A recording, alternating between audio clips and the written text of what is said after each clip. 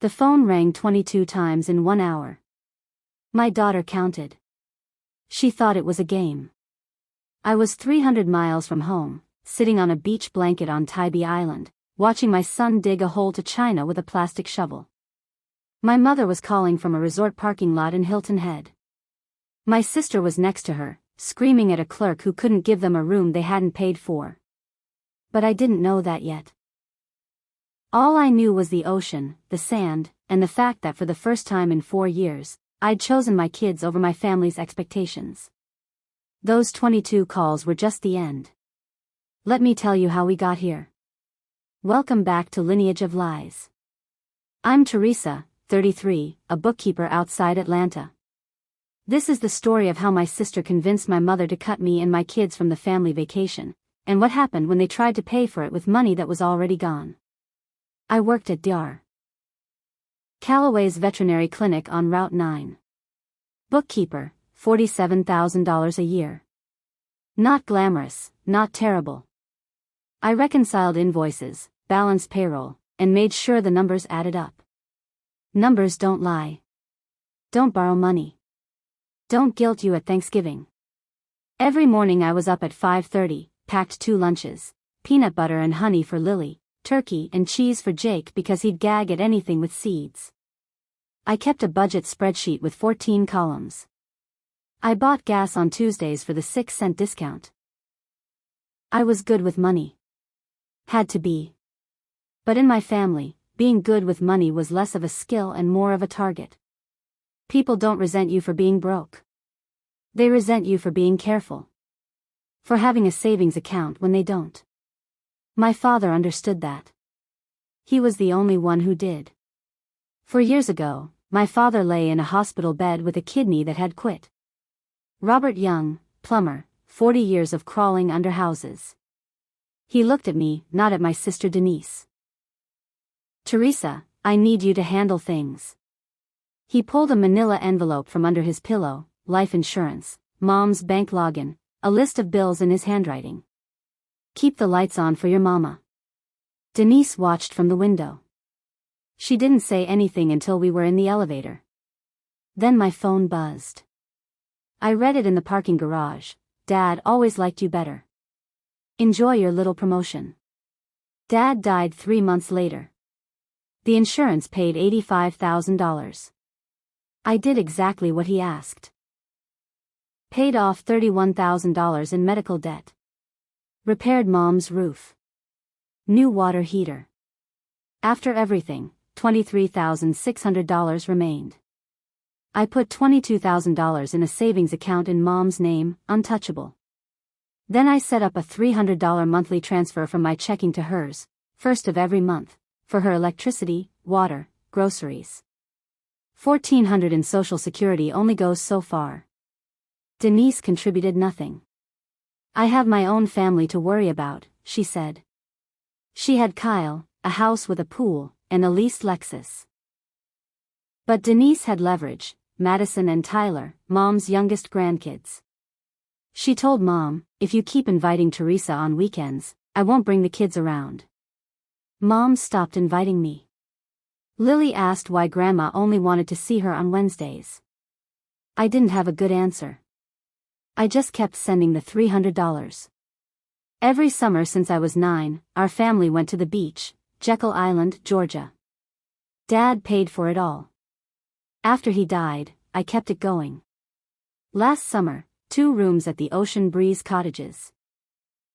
$2,200. I paid $1,800. Denise Venmo'd me $400 2 months late. Mom paid nothing. I had a travel savings account. $150 a month auto deposit. By spring, it held $2,600, earmarked for one thing. That was last summer. This summer, my sister had a different plan. 3 months before summer, Kyle, Denise's ex, stood in her driveway and said, "You know, Teresa turned me down for that $5,000. He'd asked me for a loan. I'd said no." Denise folded her arms. "She's tight. Always has been." Kyle looked at the house. Your mom's still on Teresa's bank account, right? Book the trip. Use that card. Teresa owes this family. Denise hesitated 3 seconds. 3 seconds was all the conscience she had left. She does owe us, she said. I didn't know any of this. I was home helping Lily with multiplication tables. At Madison's 10th birthday party in April, Denise pulled me into the kitchen. We've decided to go to Hilton Head this year. Me, Mom, and the kids. Your kids aren't coming. My kids don't want them there. I looked past her. Mom stood in the living room, holding my debit card between 2 fingers, the emergency card I'd left with her years ago for groceries. Why do you have my card, Mom? Lorraine looked at Denise, then at me.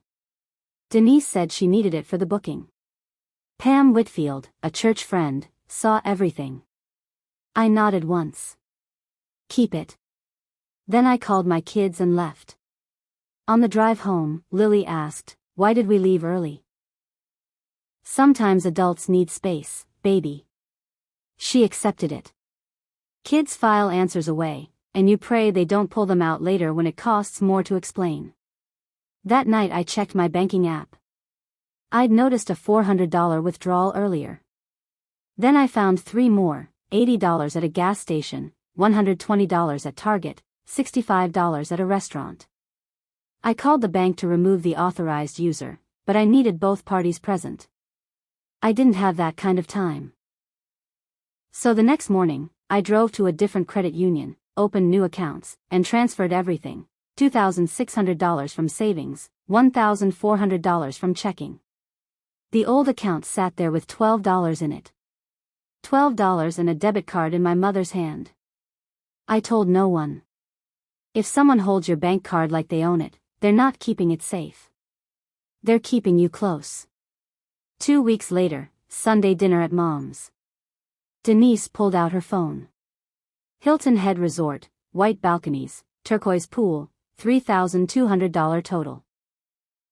Look at this, she said, sliding the screen toward Mom. Then she looked at me, that cat with a bird smile. You can't afford it anyway. Jake looked up from his mashed potatoes. Are we going to the beach too, Mommy? The table went quiet. I squeezed his shoulder. We'll have our own adventure, buddy. I didn't argue. I washed the dishes. Then I went home, and at 11:30 that night, with my kids asleep, I booked our own trip. Tybee Island Inn, $89 a night, 4 nights. Room, gas, food, activities, total $1,006. I screenshotted the confirmation and stuck a note on the fridge, just beach. I didn't learn the full shape of Denise's plan until later. She booked the Hilton Head Resort in early April, 2 adjoining rooms, $3,200. She put $800 on her own credit card. The remaining $2,400 was due 3 days before check-in. She planned to charge it to my card, the one with $12. Mom paused on the phone. Are you sure that's right? Denise said, she left the card with you.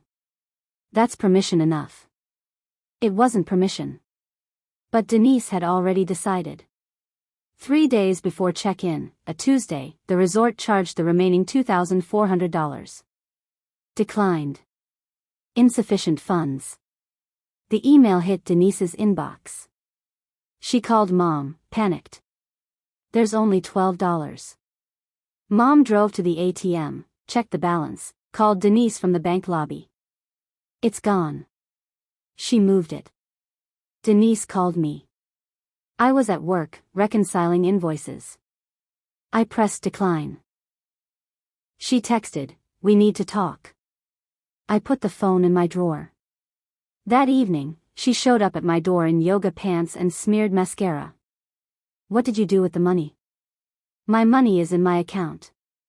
Just not the one you were planning to steal from. Steal? Why didn't you ask me? Silence. Then she tried softness. I'm sorry. Can you help for Mom? I looked her dead in the eye. You told my daughter she wasn't real family. We're done here. I closed the door and turned the deadbolt. The next morning, Mom called the clinic. Can't you just put the money back for the family? Mom, you held my card like it was yours. You told me my kids weren't welcome. That was Denise's idea. That's the problem. You always just go along. Then she played her ace.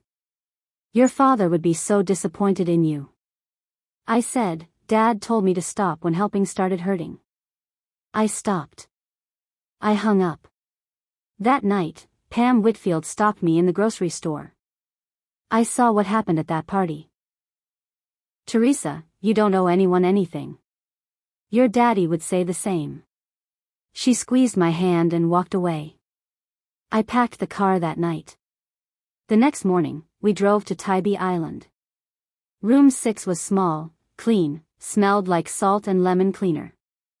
Lily was in her starfish swimsuit before I'd finished unloading. Jake already had his shark goggles on. By 1 p.m., we were on the beach. That same afternoon, 250 miles north, Denise pulled into the oceanfront Palmetto Suites with Mom, Madison, and Tyler. The clerk ran the card. I'm showing a remaining balance of $2,400. The partial payment was received, but you're still short $1,200. Denise handed over her maxed-out credit card. Declined. In the lobby, Denise lost it. She screamed at the clerk, she did this on purpose. Madison cried by a potted fern. Tyler tugged Mom's sleeve, Grandma, I want to go home.